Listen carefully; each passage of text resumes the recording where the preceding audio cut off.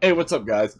Um, I am making a second part of my analysis video on Campaign Evolved because I have been on Reddit for a while, and Reddit is shredding people who are trying to rationalize the design changes for Forerunner architecture and asset reusage because they all claim it's laziness or that they're not putting forth effort when there is a perfectly reasonable explanation for all of it.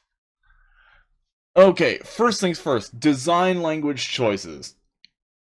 Obviously, there's a huge difference between this picture and this picture. That being, like, the angles are a bit sharper, everything's a bit more chrome.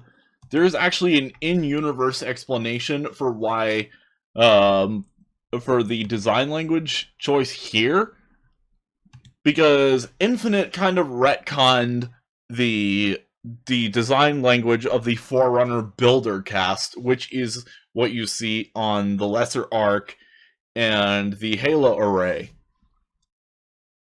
So, um, another thing I want to point out that I did last time is the fact that the the design language is also kind of dictated a bit by graphical fidelity. I know a lot of people say that art style and graphical fidelity are separate. They are in fact not. The higher you get in graphical fidelity, the more art styles you unlock. But another thing is that people are like, "Oh, we want the CE art style." Never mind the fact that that got completely retconned in Halo Infinite. Hell, it got retconned as early as Halo 2. Because, let's see. Um, Here is an example of some of the architecture in Halo CE. This is part of Assault on the Control Room. This is the depths of Silent Cartographer. Let's see, what else? This is just more, it's just very, very blocky, very simple shaders. Like, this is very, very blocky, and I know people like the kind of weathering, but there is an in-universe explanation as to why that changed. Okay, first things first. Going on to Halo 2, you can see the art style drastically changed. Um, because you can see, like, it's a bit smoother. It's not as dirty. Granted, this environment is pretty, like, dim lit. Yeah, it's, like, pretty dimly lit, so of course that is kind of one of those things. Halo 2's also got a really, really, um, like, inconsistent art style sometimes. Because what you see here is you see, like, the kind of arches and stuff and slopes and spires that you see in Halo 3. Because here is Valhalla, that one multiplayer map. You see it's starting to get, like, a lot shinier. Um, and you see, like, the angles and stuff that are present in later games. Uh, Epitaph is one in particular, one of the multiplayer maps in Halo 3 that I am putting on the spotlight here because you see it is still pretty shiny. Like, granted, it's more of a brushed metal look, but, like, you see, it's got, like, this very familiar geometry if you've played Infinite. Um, Halo Reach is really where it stepped in the direction that Infinite went. Granted, this was before there was a bit of a retcon about Forerunner architecture and its preservation. Uh, But you can see, like, the kind of geometry that I'm talking about is what is prevalent in Infinite. Halo Infinite is where things get really interesting, because this is honestly a throwback to Halo 3 in terms of the geometry.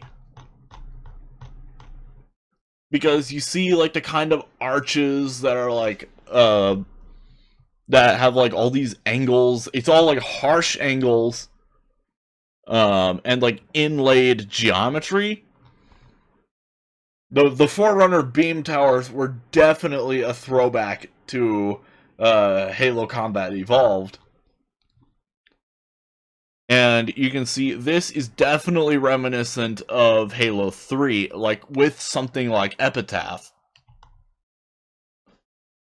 Now, Campaign Evolved, you can see with the structure, it is very much reminiscent of what you would see in Halo 3. The Infinite art style, like, they obviously polished it up a bit, and there's an actual in-lore reason for this.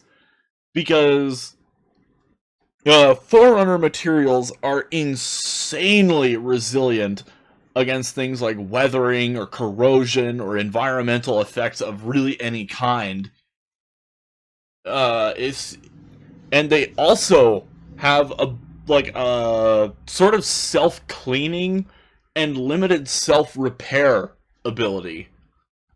So, like, the reason you don't see, like, salt buildup on structures like this anymore is because you're just witnessing the property of the architecture itself. You're seeing that self-cleaning in action, the fact that it has kind of preserved itself over 100,000 years. Which I know people are like, no, that's just defending bad design choices. But then again, this is an evolution of the design.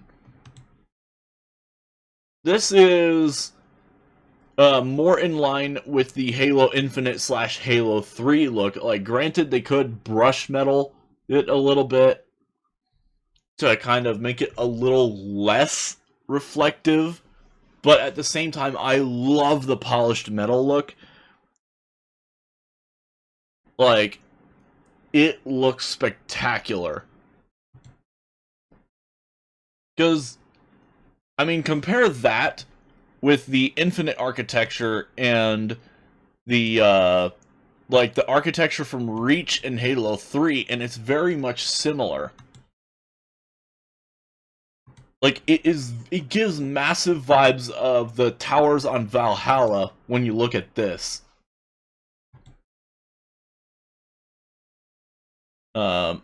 There's the Forerunner Citadel. No, wait, no, that's not the Citadel. That is a different structure, but you can see it's got, like, the similar kind of shaping that I'm talking about.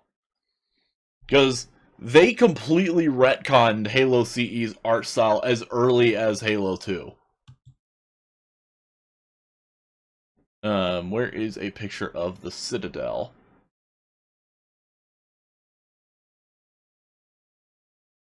I guess I'm... Oh, here we go. That's,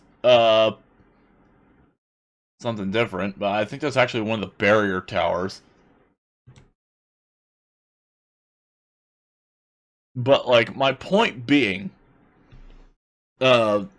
it's kind of time for Halo to get a more unified art style, because here is something from Infinite that is very much reminiscent of, of Halo 3. Because you see the harsh angles, you see, like, the unified structures. Something pretty much like what you see here. And, like, it's kind of falling in line with Infinite because, like I said, Infinite retconned things a lot. Now, the other thing I wanted to point out was again, people are still complaining about asset reuse. There is a completely reasonable explanation for that. I mean, for God's sakes, did people forget how many Halo Reach assets were reused? For like every game until Halo 5 after Reach, they reused the plasma pistol, the plasma rifle, they reused the carbine, I think, a couple of times. They consistently reused the Ghost, the Banshee, and the Wraith from Halo Reach for like a long time. Oh, and the Needler. The Needler was also consistently reused from Reach. I think that actually lasted until like Halo 2 Anniversary. With the asset reuses from Reach.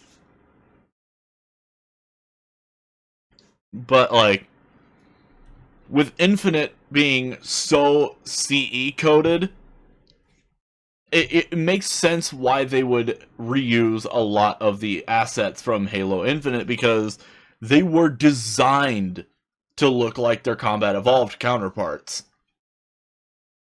And it saves time, it saves energy, and it saves, most importantly, money.